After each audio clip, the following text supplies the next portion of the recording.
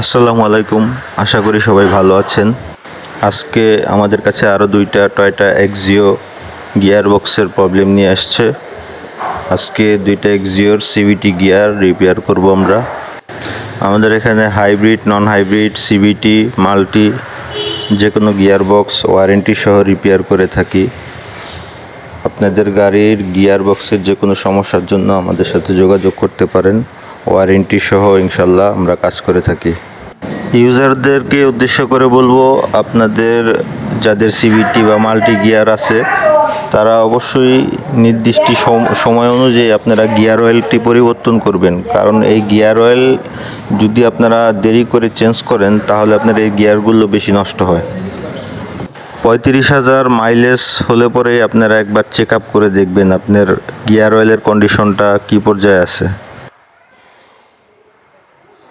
আরেকটা বিষয় অবশ্যই আপনারা খেয়াল করবেন, গাড়ি যাতে ঘন ঘন ওভারহিট না হয় সেই দিকটা খেয়াল করবেন। কারণ ঘন ঘন ওভারহিট হলেও গিয়ারের মধ্যে অনেক প্রেশার পড়ে, গিয়ার বক্সটা উইক হয়ে যায়। এই জন্য আপনার কুলিং সিস্টেমগুলো চেক আপ করবেন, রেডিয়েটর চেক আপ করবেন।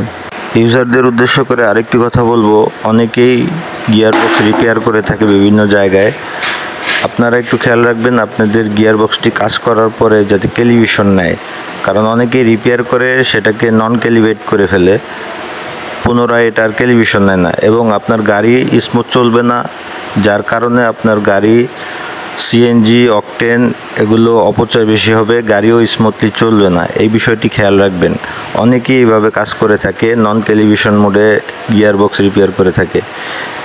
এটা আপনারা কখনো করবেন না। অবশ্যই গাড়ি অরিজিনাল সিস্টেম ক্যালিব্রেশন নিবে, সেভাবে রিপেয়ার করবেন।